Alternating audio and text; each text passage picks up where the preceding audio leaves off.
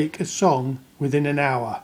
So how to create a complete song in 1 hour. That is 6 10-minute lessons or less videos from the beginner to complete songwriter and recorder. So part 1, probably less than 10 minutes this video. We're going to use the key scale of C major chords.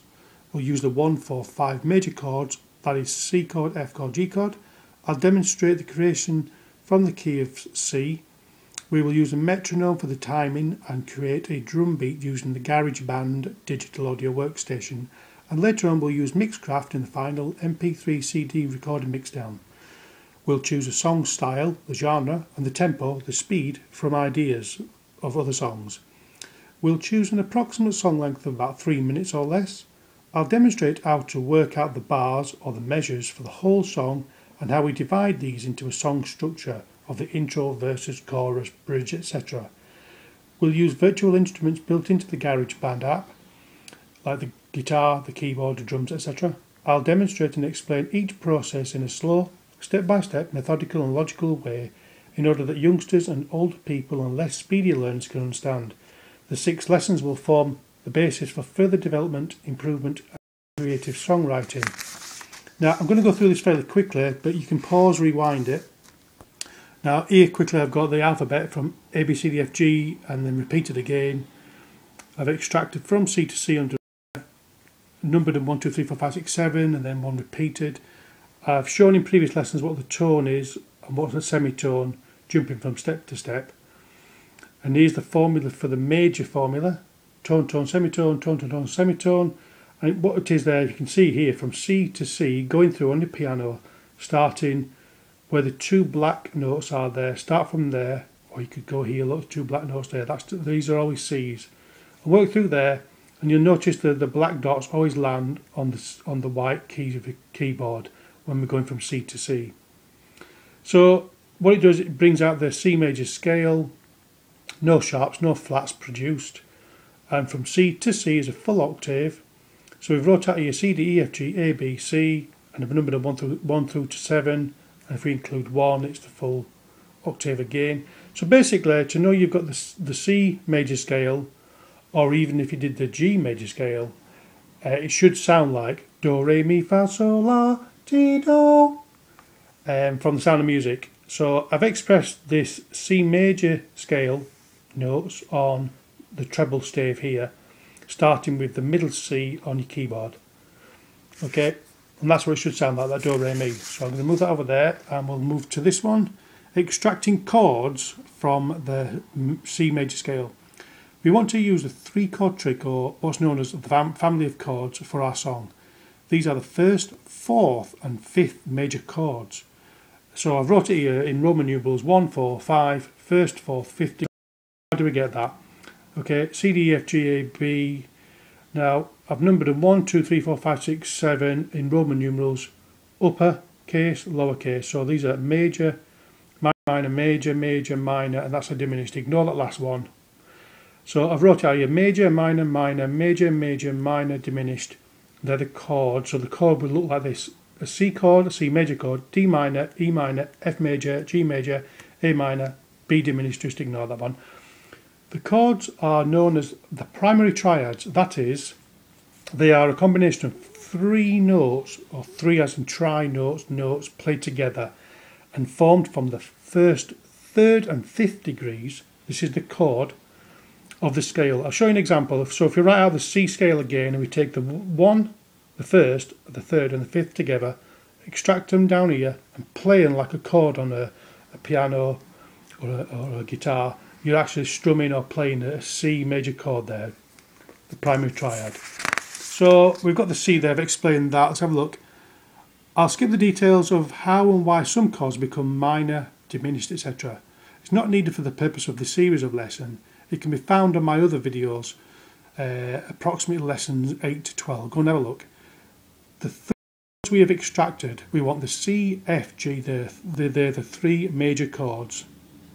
So these chord triads, 3-note combinations, are as follows. So the C chord is made up of C, E, G. F chord is made up of F, A, C. G chord, G, B, D. You can remember it, keg, fac and great big dog. So the 1, 3/5 degree. So to force ourselves to stick to using only these 3 chords to create our whole song. We may change that G into a G7, a dominant chord. I'll explain that later, because it sounds better when we resolve to the C when we finish or change to different parts of a song structure. We will only change chords when we really need to. This is a good discipline to learn that stops you veering towards using lots of chords that turn into more like the melody of a song, going along with the lyrics, you're changing every second, rather than the proper accompaniment in the background, where it should be, while you take over the melody singing. Okay, how long? Your song can be as long as you like, but if we look on CDs, MP3s, etc., we can determine a range of song lengths with an average time that keeps the listener's attention. Anything between 2 and 3 minutes seems okay for our lessons, so we'll stick to about 3 minutes for now. Listen to music you like and see if it's the style, the genre and the pace, the tempo, speed, beat that you like and the one that you want to make your own. Play the song and try tap along to see if you can work out its natural beat, its timing, like 1, 2, 3, 4. Okay, emphasize the first beat. Some songs can be quite difficult to work out, especially if they've been created in a different time signature to the common 4/4. Example, they might have used 3/4, the waltz time, 1, 2, 3, 1, 2, 3, or the 6/8 time by saying 1, 2, 3, 1, 2, 3, 1, 2, 3, 1, 2, 3. So I'm saying that fairly quickly.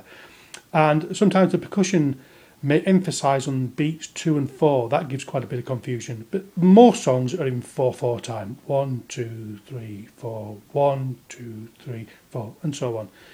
Anyway, if so, choose or Google the one you want to get to see if you can find further information. The iPod, etc. app called SoundHound is a very good app to use if you've got that.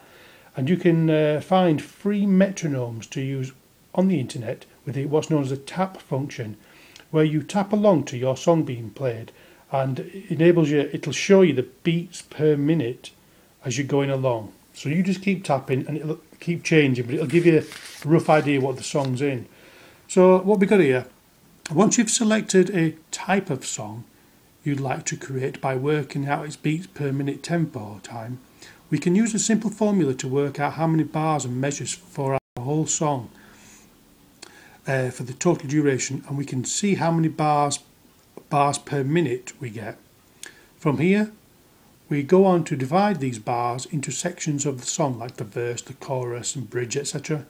This is the flexible area, where although an ideal number of bars allocations are desirable, we can extend and reduce to a certain level. Anyway, here's the formula. The formula here is, look, we choose the tempo of the song you'd like to create based on the kind of song you like. Say I've just tapped along and I found a beats per minute of a song I like that works out at 90 beats per minute. I'm going to get my calculator, I'm going to type in 90 and I'm going to multiply it by 0.25 and you will get your bars per minute, okay? So that'll be called that B, the bars per minute, and it actually works out at 22.5 bars per minute I get. If I type in 90 times 0.25, I get 22.5. I multiply this by the song length I want. I want approximately 3 minutes, so I'll multiply it by 3. And now gives the total amount of bars and measures for your 3-minute song. This now gets divided between sections, the intro, verse, chorus, etc. So that's my total. My D is my total. So I'm going to leave it there at that particular lesson. I've got that within 9 minutes and 9 seconds. Look out for the next lesson where I'm going to start using my iPod, showing you GarageBand, showing this how we've divided this 90 beats per minute tempo song of a 3-minute song and where we take it from here. So thanks for watching. Subscribe, share, whatever you want to do. Cheers.